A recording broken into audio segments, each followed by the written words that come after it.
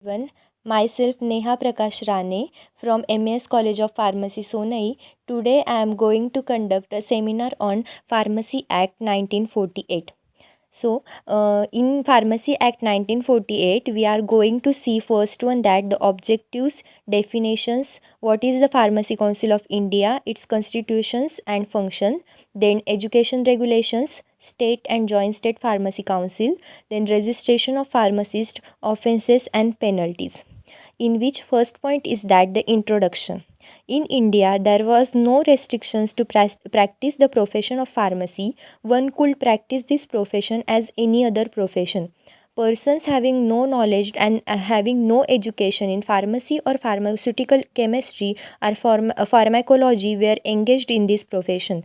Hundreds of cases were brought to notice the government wherein compounding, mixing, or dispensing of medicines was being done by the persons who were not adequately educated in this line.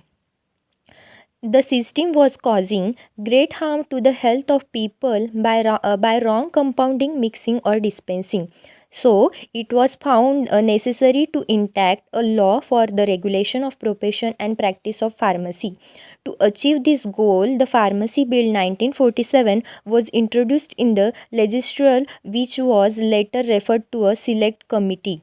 The recommendations of the selection committee were incorporated in the bill.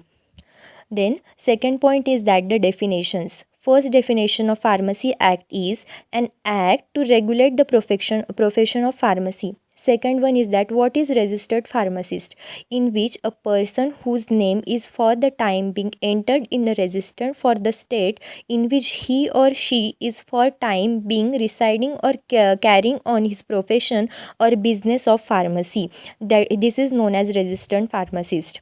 Then second one is that the objectives. So what is objectives? First, to regulate the profession and practice of pharmacy and to raise the status of pharmacy in India.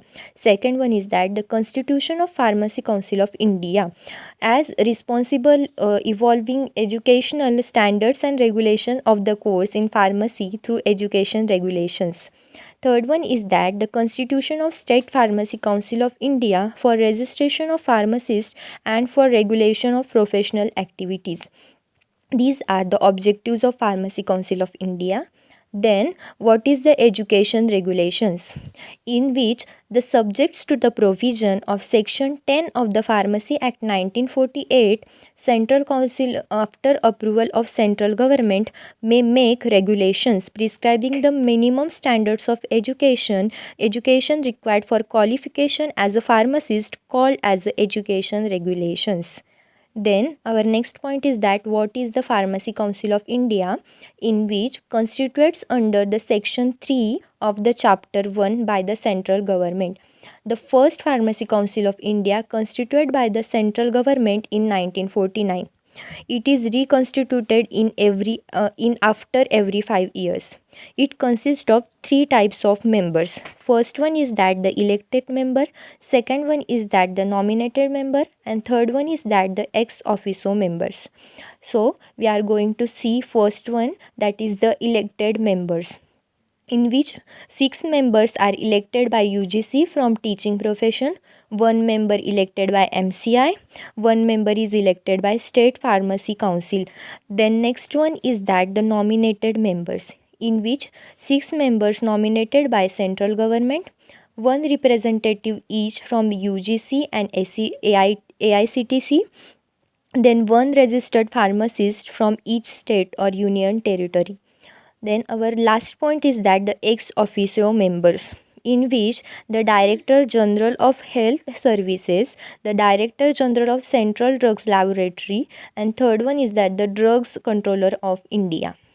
Then what is the offences and penalties, in which first, that is the offences, falsely claiming to be registered pharmacist, dispense by unregistered person exceptional medicinal practitioner, then failure to surrender certificate of registration, and obstructing the State Pharmacy Council of India. These are the offences of Pharmacy Act 1948. Then what are the penalties? In which first, fine up to 500 rupees on first conviction, then fine up to 1000 rupees on 6 month imprisonment of any subsequent conviction, then 6 month imprisonment or fine up to range of 1000 rupees or both, then fine up to 50 rupees or 6 month imprisonment or fine up to 1000 rupees or both. These are the penalties of Pharmacy Act 1948. So this is the end of our topic. Thank you.